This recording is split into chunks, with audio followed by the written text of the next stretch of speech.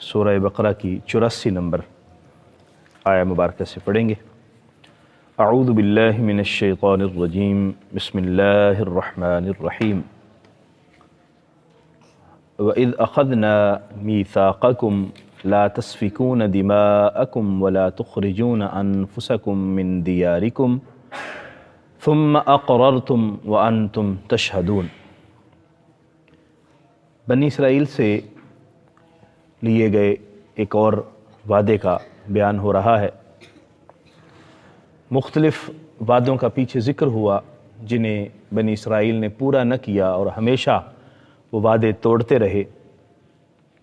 یہاں ایک اور میثاق کا ذکر ہو رہا ہے کہ اللہ تبارک و تعالی نے جس طرح بنی اسرائیل کو دیگر احکام عطا فرمائے تھے اور کچھ چیزیں کرنے کا حکم دیا اور کچھ چیزوں سے منع کیا، انہی احکام میں سے ایک حکم یہ تھا کہ کسی کو قتل نہیں کرنا۔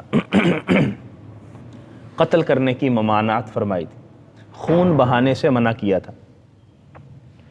اور جس طرح انہوں نے باقی وعدوں کو توڑا، اسی طرح اس وعدے کو بھی انہوں نے پورا نہیں کیا۔ یہاں اس کا ذکر ہو رہا ہے وَإِذْ أَخَذْنَا مِيثَاقَكُمْ، اور یاد کرو جب ہم نے تم سے پختہ عہد لیا تھا، پختہ وعدہ لیا تھا، لَا تَسْفِكُونَ دِمَاءَكُمْ، کہ تم ایک دوسرے کے خون نہیں بہاؤ گے، وَلَا تُخْرِجُونَ أَنفُسَكُمْ مِنْ دِيَارِكُمْ، اور تم ایک دوسرے کو اپنے وطن سے نکالو گے نہیں۔ یعنی ایک دوسرے کا خون مطلب اپنا خون نہیں بہاؤ گے، یعنی ایک دوسرے کا خون نہیں بہاؤ گے، اور نہ ہی ایک دوسرے کو اپنے وطن سے نکالو گے۔ ثم اقررتم، پھر تم نے اقرار کیا، وانتم تشہدون، اور تم اس پر گواہ ہو کہ تم نے یہ اقرار کیا تھا کہ ہم نہ تو کسی کا خون بہائیں گے اور نہ کسی کو اپنے گھر سے باہر نکالیں گے۔ انہوں نے یہ وعدہ کئی مرتبہ توڑا۔ حضرت موسیٰ علیہ السلام کے بعد مختلف بادشاہوں کے ساتھ مل کر باہم ایک دوسرے کے ساتھ برسرے پیکار رہے، اور خاص طور پر جو مدینہ شریف میں آباد تھے ان کا یہاں بیان ہے۔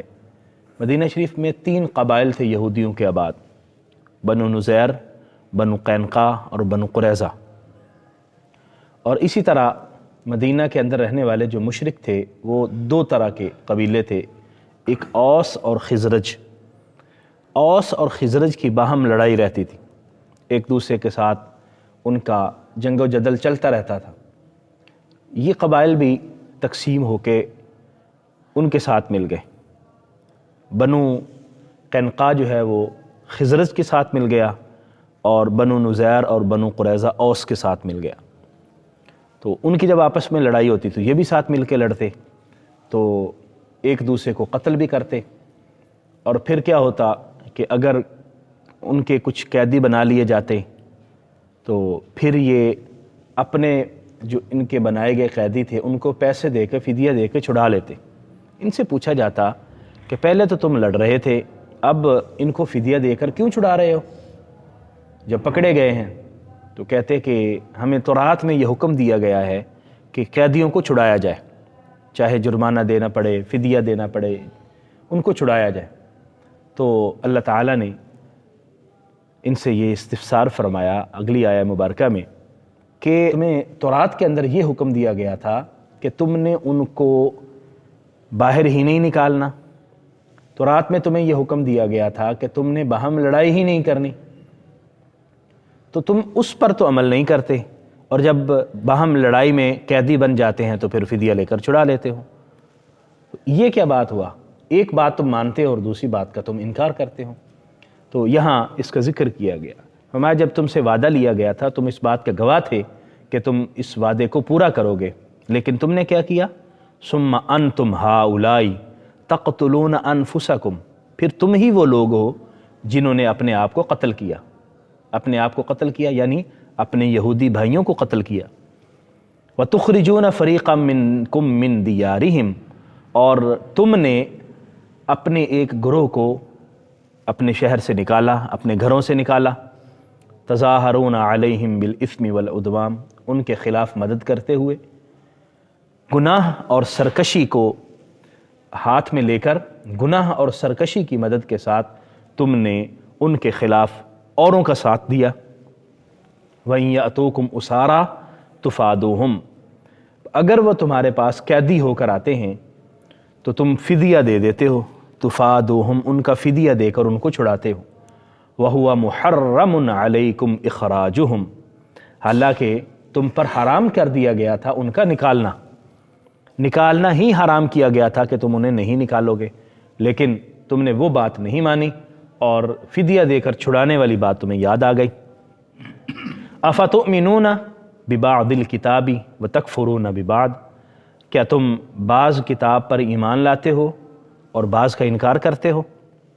فَمَا جَزَاءُ مَن يَفْعَلُ ذَلِكَ مِنْكُمْ، اس شخص کی سزا کیا ہے، ان لوگوں کی جزا کیا ہے جو تم میں سے ان کا ارتکاب کریں، جو یہ کام کریں گے ان کو کیا سزا ملے؟ إِلَّا خِزْيٌ فِي الْحَيَاةِ الدُّنْيَا، سوائے اس کے کہ وہ دنیا کی زندگی میں رسوا ہو جائے، یعنی دنیا کی زندگی میں رسوائی ان کا مقدر بن جائے اور وہ ذلیل ہوتے رہیں۔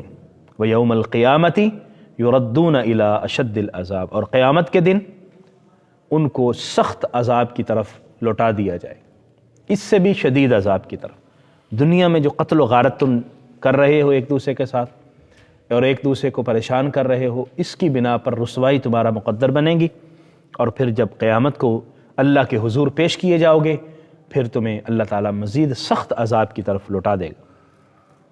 وَمَا اللَّهُ بِغَافِلٍ عَمَّا تَعْمَلُونَ، اللہ تعالیٰ ان کارستانیوں سے غافل نہیں ہے جو تم کر رہے ہو۔ اللہ تبارک و تعالیٰ تمہارے اعمال سے ناواقف نہیں ہے، وہ جانتا ہے سب کچھ جو تم کر رہے ہو۔ أُولَٰئِكَ الَّذِينَ اشْتَرَوُا الْحَيَاةَ الدُّنْيَا بِالْآخِرَةِ، یہی وہ لوگ ہیں جنہوں نے دنیا کی زندگی کو آخرت کے بدلے میں ترجیح دی ہے، دنیا کی زندگی کو خرید لیا ہے، آخرت کو فروخت کر دیا، آخرت کو بیچ دیا، دنیا کو لے لیا۔ فَلَا يُخَفَّفُ عَنْهُمُ الْعَذَابُ، اور ان سے عذاب کم نہیں ہوگا، تخفیف نہیں کی جائے گی۔ وَلَا هُمْ يُنصَرُونَ، اور نہ ہی ان کی مدد کی جائے گی۔ ان آیت مبارکہ سے یہ واضح ہوا کہ اللہ تبارک و تعالیٰ کا پختہ وعدہ انہوں نے توڑا، اور خون بہانے سے اللہ نے منع کیا تھا، انہوں نے بات نہیں مانی اور باہم ایک دوسرے کے ساتھ لڑائی کرتے رہے، قتل بھی کرتے رہے، ایک دوسرے کو قیدی بھی بناتے رہے، اور پھر انہی قیدیوں کو پیسے دے کر چھڑاتے بھی رہے۔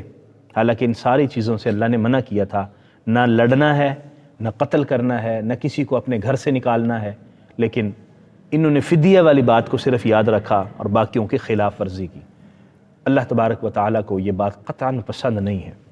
ایک بنیادی سی بات ہمیں یاد رکھنی چاہیے، حدیث مبارکہ میں آتا ہے، رسول اللہ صلی اللہ علیہ وسلم نے فرمایا الخلق عیال اللہ، یہ مخلوق اللہ کا کنبہ ہے، جو اس مخلوق کے ساتھ جتنا زیادہ رحم دل ہوگا، ان کے ساتھ تعاون کرنے والا ہوگا، ان کی مدد کرنے والا اور خیر خواہ ہوگا، اللہ کو وہ اتنا ہی زیادہ پسند ہے۔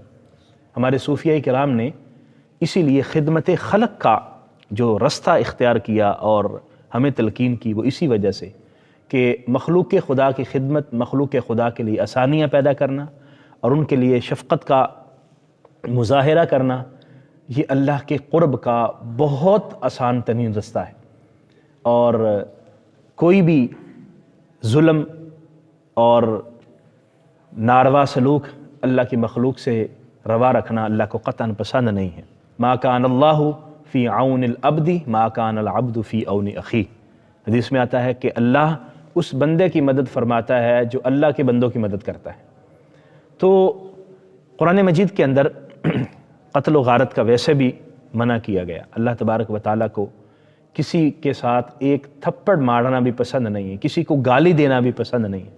حدیث مبارکہ میں اس بات کا ذکر ہے کہ جس نے کسی کو گالی دی ہوگی اور کسی کو مارا ہوگا، قیامت کے دن اللہ تبارک و تعالیٰ اس کا حساب و کتاب لے گا، اور وہاں پر نیکیاں دینی پڑیں گی، اور اگر نیکیاں نہیں ہوں گی تو مظلوم کے گناہ ظالم کے کھاتے میں ڈالے جائیں گے۔ اس لیے اللہ تبارک و تعالیٰ نے اب دیکھیے کہ ان آیات مبارکہ میں مزاج کیسے جلالی مزاج اور سخت آیات مبارکہ کا مزاج ہے. اللہ تعالیٰ کو یہ بات قطعاً پسند نہیں ہے. اس لیے انسان کو نرم مزاج رہنا اور قتل و غارت، لڑائی جھگڑا، دنگا فساد، ان سے احتیاط کرنا. بھلے آدمی صحیح ہو، حق پہ ہو. بعض کہتے ہیں نا یار وہ حق بات ہے، یہ سچی بات ہے، تو میں تو جو ہے وہ برداشت نہیں کروں گا. یہ اس نے غلط بات کی ہے تو غلط بات تو میں برداشت نہیں کروں گا، میں سچ کہہ رہا ہوں. بھئی برداشت غلط بات ہی کرنی ہوتی ہے، سچی بات تو سچی ہوتی ہے، صحیح بات تو صحیح ہوتی ہے، تو غلط بات ہی تو برداشت کرنا ہوتی ہے. تو یہی برداشت اور حوصلہ اگر کر لیا جائے تو انسان بہت بڑے بڑے حادثوں سے بچ سکتا ہے. اللہ کریم ہمیں توفیق عطا فرمائے اور اپنی اطاعت اور فرما برداری کا ہمیں ملکہ نصیب فرمائے. وآخر دعوایا ان الحمد للہ رب العالمین.